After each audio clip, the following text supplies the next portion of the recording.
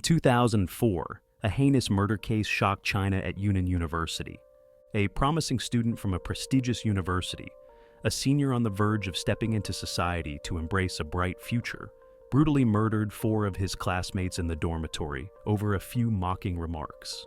How did a top-performing student, seen as simple and innocent by his peers, transform into a despised and ruthless killer?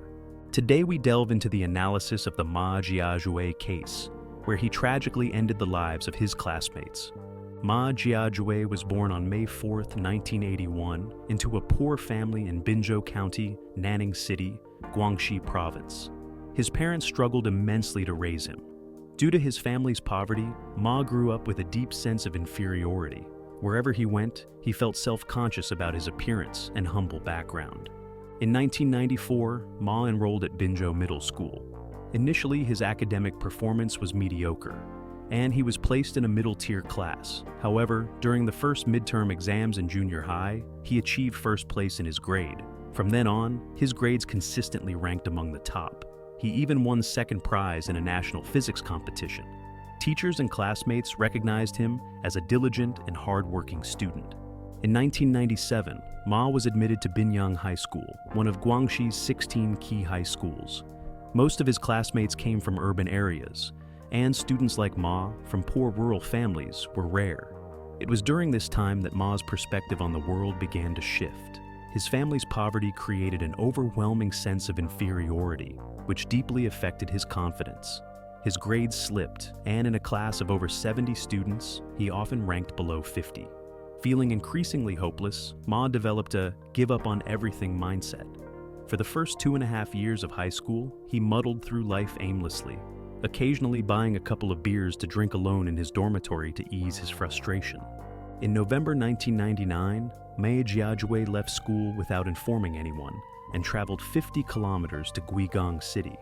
He was eventually detained by local patrol officers, brought to the police station, and later sent back to school.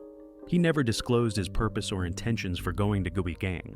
However, following this incident, Ma underwent a significant change. He abandoned the aimless approach that had characterized his first 2.5 years of high school and focused intensely on his studies during the final semester of his senior year.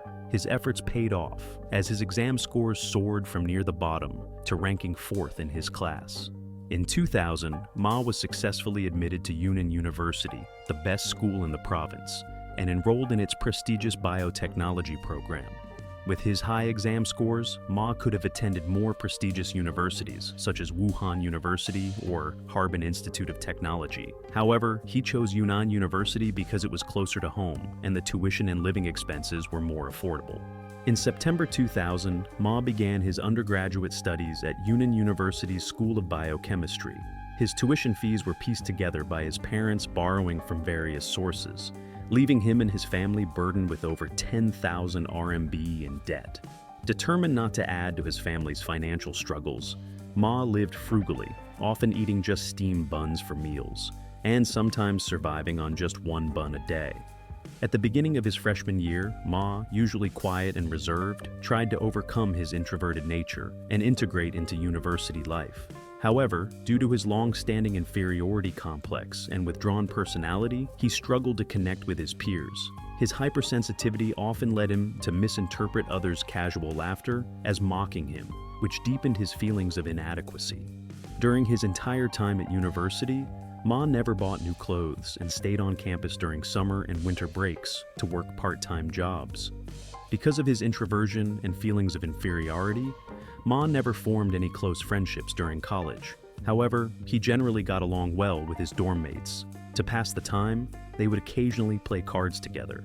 Ma, with his excellent memory and sharp observation, often won. His dorm mates jokingly accused him of cheating, but Ma never bothered to explain himself. Ma spent 3.5 years at the university, with his days blending into a routine of study and isolation. As the final winter break of his undergraduate years approached, Ma chose once again not to return home. 2 of his dorm mates, Xiao Ruiji and Tang Shuili, also returned to campus early. On February 10, 2004, Ma Jiajue played cards with Xiao Ruiji and a few other classmates. Using his excellent memory skills, Ma consistently won more than he lost. As the game progressed, Xiao began to suspect that Ma was cheating and accused him. The two got into a heated argument, during which Xiao said hurtful things to Ma, such as, "I didn't expect you to cheat even at cards. Your character is so bad. No wonder Gongbo didn't invite you to his birthday party." If such remarks had come from other classmates, Ma might have chosen to ignore them and remain silent. However, hearing them from Xiao deeply hurt him. Both Ma and Xiao were from rural Guangxi, and they had studied and lived together in the same dormitory for nearly 4 years. In Ma's eyes, Xiao was his best friend, someone he deeply valued. The realization that Xiao viewed him in such a negative light was devastating. Adding to his distress, Ma believed that another close friend, Gong Bo, also shared these opinions about him. For the introverted and insecure Ma Jiajue, this was an unbearable betrayal. He could not believe that the two friends he had carefully maintained relationships with could think so poorly of him, and even mock and denigrate his character. Unable to process these emotions, Ma began to harbor thoughts of killing Xiao and Gong. To carry out his plan, Ma started researching methods of killing and hiding bodies online. Eventually, he decided on a method that would minimize blood loss, using a hammer to strike the back of the victim's head. The next day, Ma Jiajue went to a second-hand market and purchased a hammer. To make it easier to carry and hide, he asked the seller to shorten the hammer's long handle. He then quietly brought the hammer back to the dormitory and hid it in a secluded corner of the public restroom in the dormitory hallway. However, when Ma went to retrieve the hammer to carry out his plan, he found that it had been taken by someone else. This minor setback did not deter Ma from his murderous intentions. He returned to the same store, purchased another hammer, and once again had the seller shorten the handle before bringing it back to the dormitory. This time, Ma also bought black plastic bags, adhesive tape, and other tools to help dispose of the bodies. Additionally, he went to a place that forged identification documents and made a fake ID to use during his planned escape after the murders. At this point, Ma had meticulously prepared for the crime and planned his escape route after the incident. He was merely waiting for the right moment to execute his plan. Since it was still the holiday season, there were very few students in the dormitory building. In fact, only Ma and Xiao Ruiji had returned to their dormitory, making it relatively easy for Ma to carry out his plan to kill Xiao. However, a classmate, Tang Shuili, who usually lived off campus, had temporarily moved into their dormitory, room 317, due to the empty beds and the quieter environment during the holidays. Tang's presence made the dormitory feel more lively, but also became the biggest obstacle to Ma's plan to kill Xiao. On the night of February 13, 2004, Xiao Ruiji stayed late in a neighboring dormitory, deciding not to return to his own room that night. This left only Ma Jiajue and Tang Shuili in room 317. Ma felt that the opportunity had arrived. He retrieved the hammer he had hidden in the hallway restroom, and, when Tang wasn't paying attention, struck him on the head with it. Tang was brutally killed by Ma's blow. Afterward, Ma placed a plastic bag over Tang's head, tied it securely, and hid the body in a wardrobe, locking it. He then meticulously cleaned the bloodstains and any drag marks left at the scene. On the night of February 14th, Xiao returned late after spending time at an internet cafe. The students in the neighboring dormitory had already gone to bed, leaving Xiao no choice but to return to room 317 to sleep. By then, only Ma and Xiao were in the room. As Xiao was washing his feet, Ma seized the opportunity and struck him with a hammer, killing him in the same manner as Tang Shuili. He then used the same method to deal with Xiao's body, hiding it in the wardrobe and carefully cleaning up the evidence. On the morning of February 15th, Ma Jiajue was in the dormitory cleaning up bloodstains left from killing Xiao Ruiji the previous night. At that moment, their classmate Yang Kai-hong came by to find Ma, intending to invite him to play cards. By this time, Ma had already become consumed by his murderous spree and was deeply paranoid about being discovered. In his panic, he decided to silence Yang as well. Ma struck Yang with the hammer, killing him instantly. Yang, who had no grievances with Ma and posed no threat to him, became another innocent victim of Ma's brutality. Despite having killed 3 people, Ma's plan was not yet complete. Gong Bo, another target, was still alive.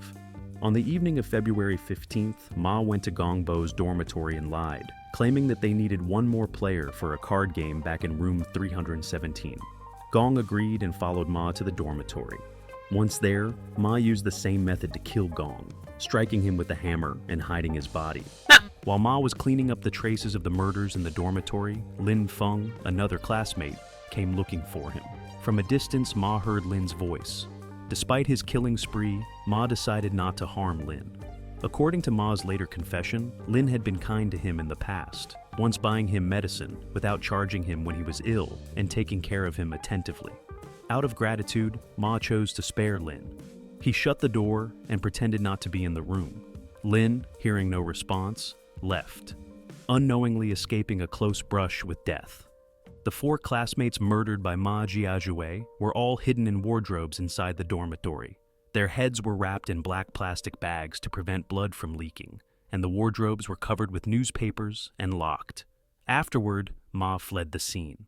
On February 16th, Ma went to the train station and boarded a train to Guangzhou, beginning his journey as a fugitive. February 23, 2004, marked the start of the new semester at Yunnan University. As students returned to campus, some dormmates noticed a strange odor emanating from the dormitory. They also saw liquid seeping out of the wardrobe and promptly reported it to the police. Upon receiving the report, a large team of officers arrived at the dormitory to investigate. Inside the wardrobes, police discovered the bodies of the 4 victims. Subsequent investigations revealed clear signs of blunt force trauma on the back of each victim's head. Additionally, 3 areas in the dormitory showed traces of blood that had not been thoroughly cleaned. The Public Security Department immediately deployed a large number of forensic officers to examine the crime scene and conducted extensive interviews across the campus in an effort to uncover clues about the perpetrator. The police eventually identified Ma Jiajue, a roommate of the victims, as the primary suspect in the case. Once the case was made public, it immediately garnered widespread national attention, sparking extensive debate and speculation among the public. On February 25, 2004, the police issued an A-level wanted notice, offering a reward of 180,000 RMB for the capture of Ma Jiajue, the suspect in the Yunnan University murder case. Subsequent investigations revealed that between February 8 and 13, and again on February 15th, Ma Jiajue had used the internet to search for information about the geography, transportation, and employment opportunities in provinces like Jiangxi, Hunan, and Guangzhou. He also visited websites belonging to the Ministry of Public Security and the Guangxi Public Security Bureau. His internet activity primarily occurred between 11 p.m. and 7 a.m. Moreover, his computer contained numerous violent and gory videos. Curiously, Ma had also downloaded extensive materials on wilderness survival techniques. The police determined that Ma Jiajue's last known activity was on February 15th, when he made 2 withdrawals of 350 RMB and 100 RMB from a bank near the university. Afterward, there were no further traces of him, as if he had vanished into thin air. This horrific murder case involving a university student immediately drew the attention of the Ministry of Public Security. On March 1, 2004, the Ministry of Public Security held a nationwide televised conference and issued an A-level wanted notice, officially launching a nationwide manhunt for Ma Jiajue, the fugitive murder suspect. The reward for his capture was increased to 200,000 RMB. Overnight, Ma Jiajue's wanted posters appeared on streets and alleys across the country, and police nationwide began canvassing for clues. In Yunnan, over 40,000 police personnel were mobilized daily to conduct door-to-door investigations, while 1.11 million officers across provinces joined the effort to track down Ma. Dozens of suspects resembling Ma were reported nationwide, but each was eventually ruled out following investigation.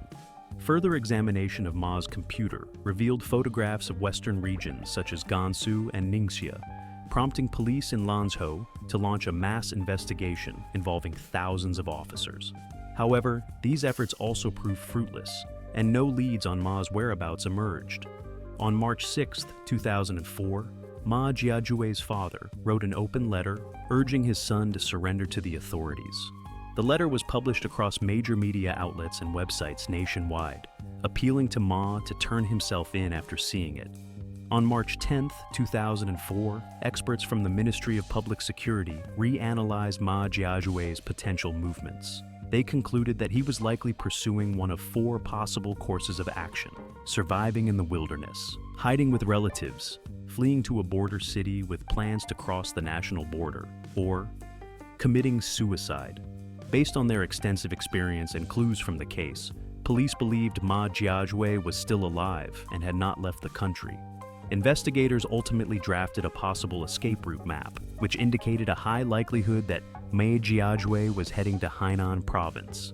The police eventually focused their investigation on four provinces: Yunnan, Guangxi, Guangdong, and Hainan. Further investigation revealed that Ma Jiajue had likely boarded a train leaving Kunming for Guangdong province on February 17, 2004. On March 12, 2004, the Guangdong Provincial Public Security Department dispatched tens of thousands of police officers to conduct a large-scale search across the province for Ma Jiajue. Despite their efforts, no significant progress was made, and the case remained at a standstill. Finally, on March 15, 2004, a breakthrough occurred. At around 7 p.m., a motorcycle taxi driver in Sanya City, Hainan Province, reported to the Hexi police station that he had spotted a man near the riverbank across from the Asia Aviation Building, close to the local finance bureau, who strongly resembled Ma Jiajue, the fugitive on the Ministry of Public Security's wanted list. Two on-duty officers from the police station immediately accompanied the informant to the riverbank. Upon arrival, they found a man sitting by the river, covered in dirt and with his face smeared with grime, giving him the appearance of a vagrant. The officers quickly subdued the man and brought him back to the station for questioning. Back at the police station, officers washed the man's face and provided him with clean clothes.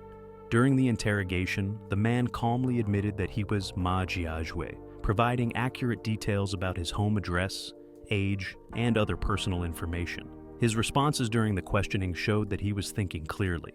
Ma confessed that the four victims at Yunnan University were all his classmates. Initially, his plan had targeted only Xiao Ruijie, Yang Kai-hong, and Gong Bo, as he had argued with each of them, and believed they were responsible for spreading rumors that tarnished his reputation at the university. Tang Shuili, however, became his first victim solely because he was sharing the dormitory with Ma at the time and obstructed his plans. The police measured his height and conducted other checks, confirming that he matched the description of Ma Jiajue as issued by the Ministry of Public Security. They also found 4 cassette tapes and 2,400 RMB in cash on him. The tapes contained recordings in which Ma narrated details of the murders. After the preliminary questioning, Ma Jiajue was transferred to the first detention center in Sanya for further interrogation and investigation. Forensic experts later collected his blood, fingerprints, and other evidence to confirm his identity beyond doubt. On the morning of March 16, 2004, fingerprint, handwriting, and DNA analysis confirmed that the man was indeed Ma Jiajue, the fugitive on the Ministry of Public Security's A-level wanted list. According to Ma's confession, on February 16th, he took a train to Guangzhou and got off at the Guangzhou bus station. Without a specific escape route, he eventually boarded a long-distance bus heading to Sanya. In the early hours of February 18th, Ma arrived in Sanya. Upon leaving the bus station, he noticed many vagrants collecting garbage and decided to blend in with them, pretending to be a beggar. During his time on the run, Ma frequently saw the wanted notices with his name and photograph. To avoid detection, he avoided any interactions with others, refrained from buying food on the streets, and scavenged leftovers from garbage piles. At night, he slept in areas such as bank entrances, guest house corridors, and shop walkways. On April 22, 2004, the Kunming Intermediate People's Court held a public trial for Ma Jiajue on charges of intentional homicide. During the trial, Ma spoke only 7 sentences, summarizing that he committed the murders out of anger and frustration. He stated that he had never considered surrendering and expressed his willingness to bear all criminal and civil liabilities. Ma apologized deeply to his own family and the victims' families and requested the death penalty. Before the trial concluded, he urged young people to learn from his mistakes and to maintain a broader perspective when facing life's challenges. 2 days later, on April 24th, the court delivered its verdict. Ma Jiajue was convicted of intentional homicide, sentenced to death, and stripped of his political rights for life. Ma did not appeal the ruling within the legal time frame. Ma Jiajue's actions were not spontaneous. They were the result of years of emotional suppression, feelings of inferiority, and unresolved interpersonal conflicts. From his early years, Ma exhibited signs of low self-esteem and social anxiety, largely stemming from his poverty-stricken background and struggles to integrate into his school environments. These feelings were further compounded by his introverted personality, making it difficult for him to form meaningful relationships. The case underscores the importance of recognizing early warning signs of mental health struggles. Ma's growing isolation, sensitivity to criticism, and eventual paranoia were all red flags. Unfortunately, these were either unnoticed or ignored by those around him. Schools, universities, and families must be proactive in identifying students who show signs of emotional distress, providing them with timely counseling and support to address underlying issues before they escalate. Another critical takeaway from this case is the need to destigmatize mental health issues in society.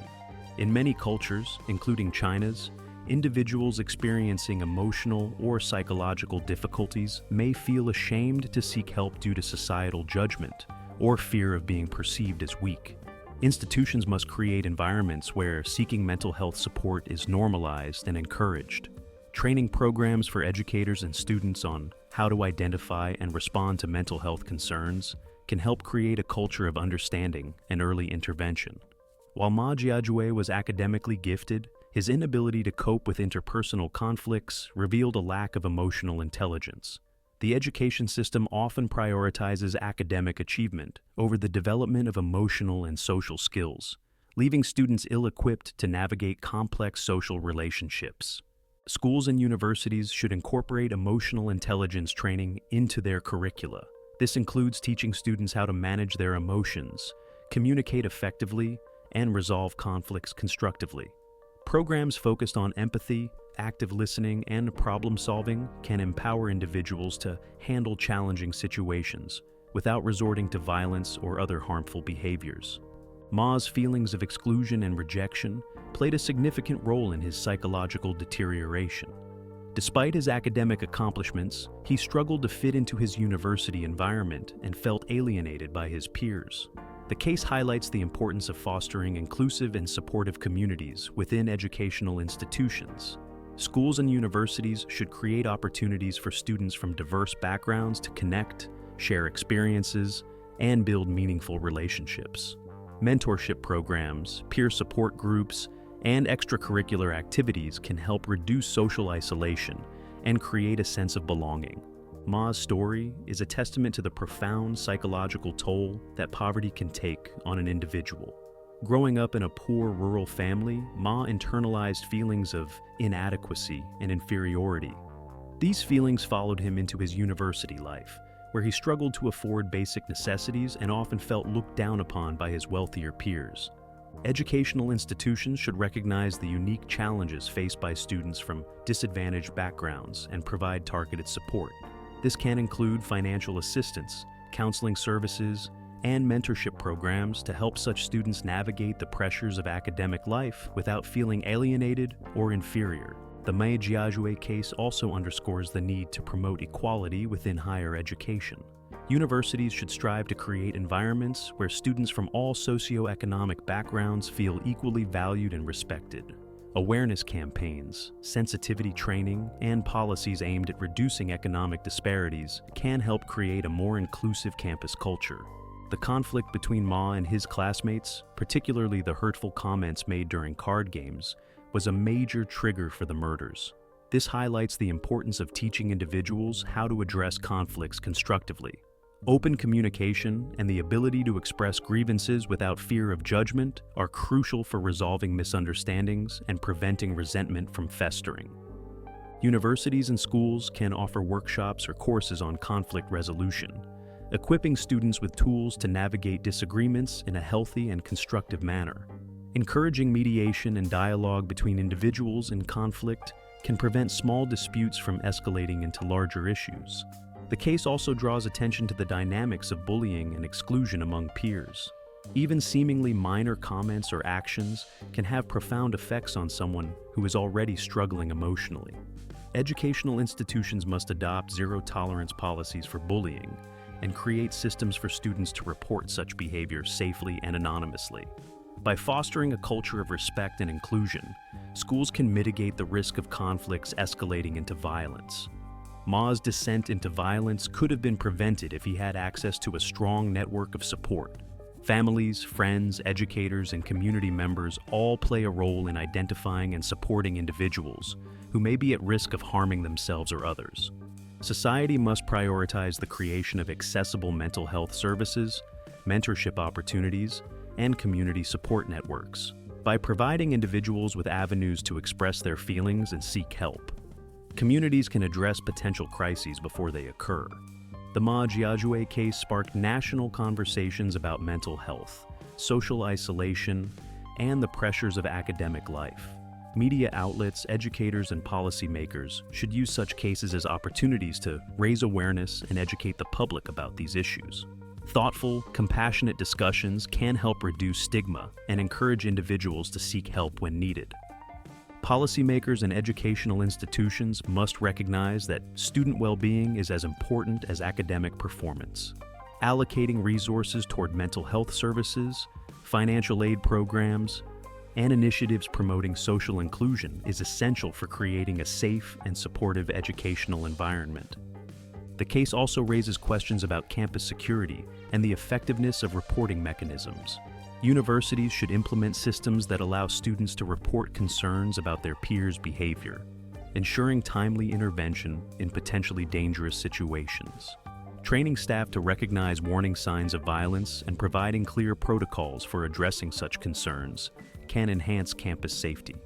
The Ma Jiajue case serves as a stark reminder of the devastating consequences of neglecting mental health, social inclusion, and conflict resolution. It highlights the need for a holistic approach to education that prioritizes emotional well-being, promotes inclusivity, and addresses socioeconomic disparities. By learning from this tragedy, educational institutions, policymakers, and society as a whole can take meaningful steps to prevent similar incidents in the future. Ultimately, the lessons from the Ma Jiajue case call for compassion, vigilance, and a commitment to creating environments where individuals can thrive emotionally, socially, and academically. Only through collective effort can we ensure that such tragedies do not occur again.